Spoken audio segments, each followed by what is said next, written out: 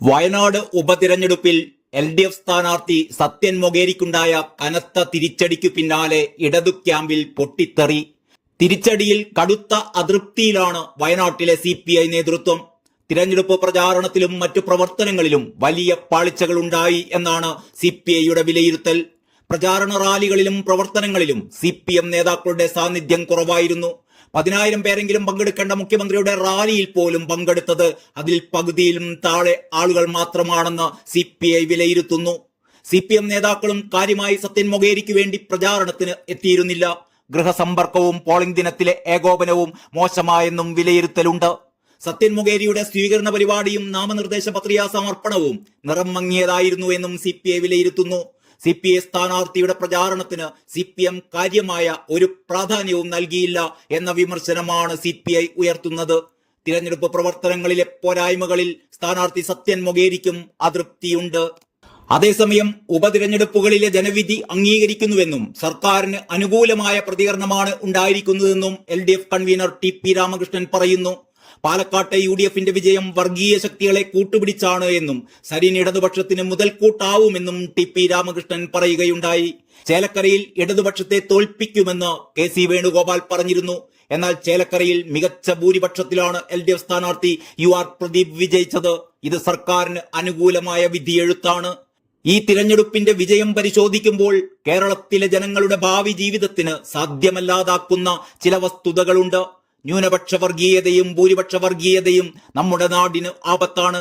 രണ്ടു വർഗീയതയും ഉയർത്തുന്നത് മതരാഷ്ട്രമാണ്. ഇത് നമ്മുടെ നാടിന് നല്ലതല്ല. പാലക്കാട്ടെ വിജയത്തിൽ ആദ്യം ആഹ്ലാദവുമായി വന്നത് SDPI ആണ്. ഈ രാഷ്ട്രീയം മതനിരപേക്ഷ മൂല്യങ്ങൾക്കെതിരാണ്. ജമാഅത്തെ ഇസ്ലാമിയും SDPIയും UDFനൊപ്പം നിലകൊണ്ടു. ഇത്തരത്തിൽ വർഗീയ ശക്തികളെ കൂട്ടുപിടിച്ചുകൊണ്ടാണ് പാലക്കാട്ടെ UDFന്റെ വിജയമെന്ന് LDF കൺവീനർ പറയുന്നു. വയനാടിനെ കുറിച്ച് പ്രത്യേകിച്ചൊരു പ്രതികരണവും നടത്താതെ ചേലക്കരയിലേത് തിളങ്ങുന്ന വിജയമെന്ന മുഖ്യമന്ത്രി പിണറായി വിജയനും മേനി പറഞ്ഞിരിക്കുകയാണ്. ഭരണവിരുദ്ധ വികാരം എന്ന പ്രചാരണം ലവലേശം ജനങ്ങളെ സ്വാധീനിച്ചിട്ടില്ല എന്നും പിണറായി വിജയൻ പ്രസ്താവനയിൽ പറഞ്ഞു.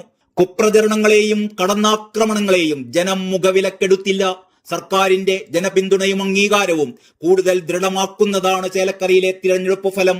പാലക്കാട് വർഗീയതക്കെതിരെ വോട്ടുകൾ ലഭിച്ചു എന്നും മുഖ്യമന്ത്രി കൂട്ടിച്ചേർത്തു. അതല്ലാതെ അവിടെ ഭരണവിരുദ്ധ വികാരം കൊണ്ടല്ല പാർട്ടി തോറ്റ് തുന്നമ്പാടി 3ാം സ്ഥാനത്തേക്ക് വീണ്ടും കൂപ്പുകുത്തിയതെന്ന് പിണറായി ന്യായീകരിക്കുമ്പോൾ നാം അത് വിശ്വസിച്ചു കൊടുക്കണം. കാരണം പിണറായി വിജയൻ പറഞ്ഞാൽ അതിലപ്പുറം ഒന്നും നമ്മൾ പറയരുത്, ഒന്നും നമ്മൾ വിശ്വസിക്കരുത്. LDF സർക്കാരിന്റെ ജനപിന്തുണയും അംഗീകാരവും കൂടുതൽ ദൃഢമാക്കുന്നതാണ് നിയമസഭാ ഉപതെരഞ്ഞെടുപ്പ് ഫലങ്ങൾ എന്നുകൂടി മുഖ്യമന്ത്രി പ്രസ്താവനയിൽ പറയുന്നു. സംഘടിതമായ കുപ്രചാരണങ്ങളെയും കടന്നാക്രമണങ്ങളെയും മുഖവിലക്കെടുക്കാതെയാണ് ജനങ്ങൾ ചേലക്കര നിയോജക മണ്ഡലത്തിൽ ഇടതുപക്ഷ ജനാധിപത്യ മുന്നണിക്ക് തിളങ്ങുന്ന വിജയം നൽകിയത് എന്നാണ് മുഖ്യമന്ത്രി പറയുന്നത്. പാലക്കാട്ട് മുൻ തിരഞ്ഞെടുപ്പിലേതിനേക്കാൾ കൂടുതൽ വോട്ടർമാർ LDFനൊപ്പം അണിനിരന്നു. ഇനിയുള്ള നാളുകളിൽ വികസന ക്ഷേമ പ്രവർത്തനങ്ങൾ കൂടുതൽ ശക്തമായി മുന്നോട്ട് കൊണ്ടുപോകുന്നതിന് വർദ്ധിച്ച ഊർജം നൽകുന്നതാണ് ഈ ജനവിധി. എല്ലാതരം വർഗീയതക്കുമെതിരായ മതനിരപേക്ഷ വോട്ടാണ് LDFന് ലഭിച്ചതത്രേ.